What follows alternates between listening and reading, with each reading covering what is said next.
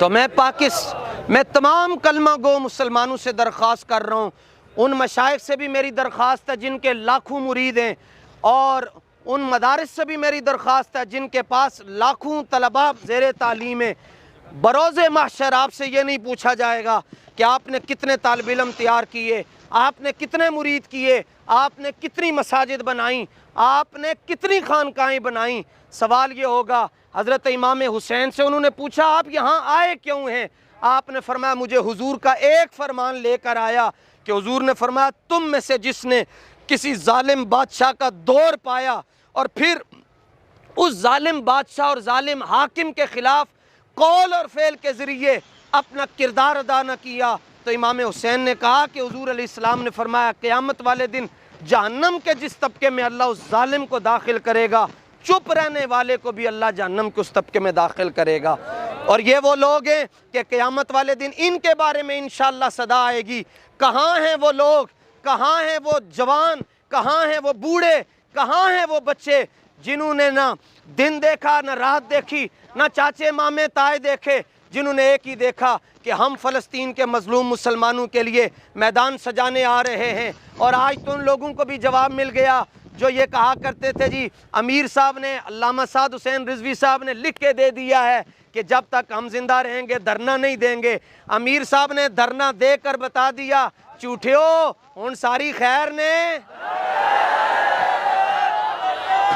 اور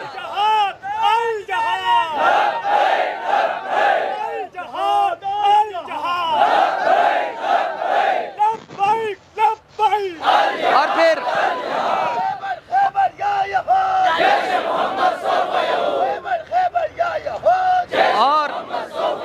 اور بہت سے وہ لوگ دیوانے اور رسول اللہ کے غلام جن کے ذہن میں یہ بات تھی کہ یہ مارچ ہوگا اور مارچ کے بعد بات ختم ہو جائے گی، ان کے ذہنوں میں یہ بات نہیں تھی کہ دھرنا ہوگا۔ ان کے لیے میری درخواست ہے، دھرنا ہو چکا ہے اور حضور کے غلام یہاں پر اپنی محفل سجا چکے ہیں، اور رات کو ہمارے امیر عظیمت وہ ہیں جو 4 مہینے جیل کے اندر ہر ظلم، ہر جبر، ہر تشدد برداشت کر کے جب پہلی پیشی پر آ رہے تھے پھر بھی لبوں پر مسکراہٹ تھی اور کہہ رہے تھے شاہوں کے تکبر سے بھی دب کر نہ رہا میں، آخر کس بارگاہ خاص کا گدا ہوں میں۔ آج ہم آپ کو فیض آباد سے پیغام دے رہے ہیں، نکلیں فلسطین کے لیے، اسرائیل کے خلاف نکلیں، فلسطین کے حق میں نکلیں۔ اور اگر آپ نہیں نکلتے تو سورہ محمد کی پہلے رکوع کی یہ آیت یاد رکھیں، اللہ فرماتا ہے وَلَوْ شَاءَ اللَّهُ لَانتَصَرَ مِنْهُمْ وَلَٰكِن لِّيَبْلُوَ بَعْضَكُم بِبَعْضٍ۔ اگر اللہ چاہتا تو وہ اپنے دین کی مدد خود بھی کر سکتا تھا، لیکن یہ تمہارا امتحان ہے۔ اللہ دیکھنا چاہتا ہے جو نعرے لگانے والے تھے کیا آج وہ میدان سجانے کے لیے تیار ہیں یا نہیں تیار ہیں؟ اور ہم تو اپنا سب کچھ لے کر یہاں پر آ کر یہ کہہ رہے ہیں مستند رستے صرف وہی مانے گئے جن سے ہو کر تیرے دیوانے گئے، لوٹ آئے جتنے فرزانے گئے، تاب منزل صرف دیوانے گئے۔ اور نومبر اور جولائی کو بھی کچھ خاص ہی نسبت ہے اس شاخ سے، ایک آہ کیا نکلی سارے ہی پہچانے گئے۔ بابا جی دی بابا جی دی شہزادیاں دی بھی، اور بابا جی نے شہزادیاں دی بھی، سبحان اللہ، بابا جی نے شہزادیاں دی بھی۔ الجہاد الجہاد الجہاد الجہاد الجہاد الجہاد تاجدار ختم نبوت۔ اور میں ایک طبقے کا نام لینا بھول گیا، میں میڈیا کی آزادی کے حوالے سے بات کرنا چاہتا ہوں۔ پورے پاکستان میں کہا جاتا ہے کہ میڈیا آزاد ہے، میڈیا آزاد ہے، تو اب سمجھ آئی کہ اگر میڈیا آزاد ہوتا تو میڈیا آج فیض آباد میں ہوتا، اگر میڈیا آزاد ہوتا تو لیاقت باغ سے لے کر فیض آباد تک کم از کم 100 گاڑی ہونی تھی۔ لیکن ہمارے مجموع میں میڈیا اس لیے نہیں آتا کہ تھے نچن والیاں دے بال نہیں ہوندے۔ میڈیا کو وہ مجمع چاہیے جہاں پر عورتیں ہوتی ہیں، میڈیا کو وہ مجمع چاہیے جہاں ناچنے والے ہوتے ہیں۔ یہ تو لاکھوں سلام ہو حضرت امیر محترم کو جنہوں نے آج اس گئے گزرے دور میں یہ اتنا بڑا دھرنا دے کر ثابت کر دیا کہ دھرنا دینے کے لیے اور بڑے بڑے لانگ مارچ کرنے کے لیے بنت حوا کو سڑکوں پر لانے کی ضرورت نہیں ہے، بس اللہ کا فضل ہونا چاہیے اور اللہ کے حبیب کی مدد ہونی چاہیے۔ اور تمہاری اس بولی میں جب 18 میں تم کہتے تھے 150 بندہ بیٹھا ہے، تم نے اس وقت پوری مشینری یہاں پر لا کر کھڑی کر دی اور 40 منٹ مسلسل سٹیٹ فائر ہوتا رہا، تم اس وقت کچھ نہیں بگاڑ سکے۔ آج تو لاکھوں کی تعداد میں حضور کے غلام بیٹھے ہوئے ہیں۔ زندہ باد، زندہ باد۔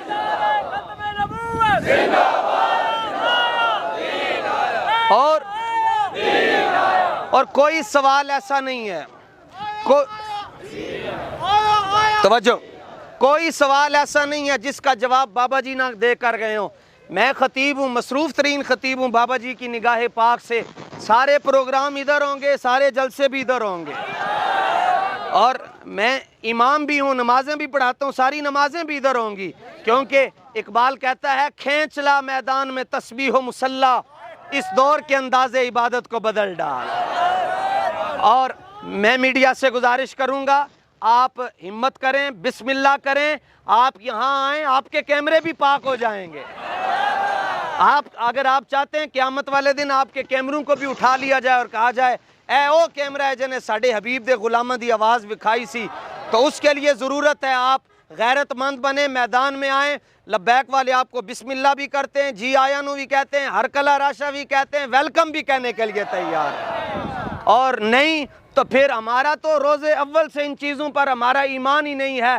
ہم تو ان کے غلام ہیں جنہوں نے کہا تھا فضائے بدر پیدا کر فرشتے تیری نصرت کو، اتر سکتے ہیں گردوں سے کتار اندر کتار اب بھی۔ اور پھر لوگ کہتے ہیں جی لبیک علینا الاسوری، اے بندے کتھوں آگے؟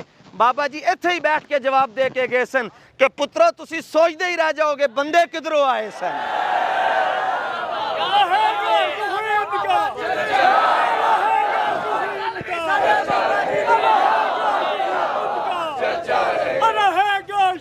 ان کا آج دارے ختم نبوت، توجہ، اور وہ لوگ جو ابھی تک اس انتظار میں ہیں کہ ہمیں پتہ ہی نہیں کہ یہ فیض آباد والے یہاں کیوں بیٹھے ہیں، ان کی خدمت میں دستک دے رہا ہوں کہ وہ فلسطین کی اس عورت کے جملے یاد رکھنا کہ یا رسول اللہ جو ہمارے لیے نہ ہی اٹھا، قیامت والے دن آپ اس کو اپنی شفاعت سے محروم رکھیے گا۔ اس ایک بچے کا جملہ یاد رکھیے گا جس نے یہ کہا تھا کہ یا اللہ مجھے موت دے دے تاکہ میں جنت میں آ کر کھانا کھا سکوں۔ اس ایک بچی کا جملہ یاد رکھیے گا جس نے صحافی کو یہ کہہ کے رخصت لے لی تھی کہ انکل آپ میری ویڈیو نہ بنائیں کیونکہ میرے سر پر دوپٹہ نہیں ہے۔ اس بچے کے جملے یاد رکھیے گا جس نے یہ کہا تھا میں اپنے رب کے پاس جا کر مسلمانوں کی ساری شکایتیں لگاؤں گا۔ اس لیے جس کے پاس جو کچھ بھی ہے، اگر کسی سے محبت کرنے والے 10 لوگ ہیں وہ ان کو میسج دے کہ فیض آباد میں حضور کے غلاموں نے فلسطین کے مظلوم مسلمانوں کے لیے دھرنا دے دیا ہے۔ اب ویسے بھی آگے چھٹیاں بھی آ رہی ہیں 9-10، کوئی کہاں جا کر چھٹی منا رہا ہے، کوئی کدھر جا رہا ہے۔ علی والے تو فیض آباد بیٹھے ہوئے ہیں۔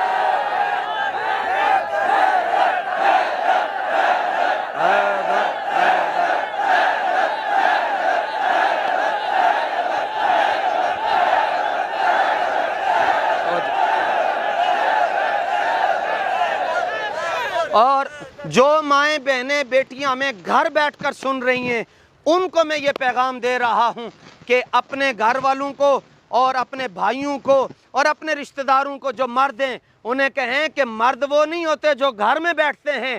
اللہ کہتا ہے من المؤمنین رجال صدقوا ما عاہدوا اللہ علیہ، جنے او انن جڑے میدانی چاہ کے دستن ستمگار ادھر آ ہنر آزمائیں تو تیر آزما ہم جگر آزمائیں۔ اور جو بوڑھی خواتین ہمیں سن رہی ہیں ان سے ہم گزارش کریں گے تسی دعا کیتی رکھو، زندگی رہی تو انشاءاللہ ساتھ صاحب دے نال ایک جمعہ بیت المقدس کے اندر بھی پڑھا جائے۔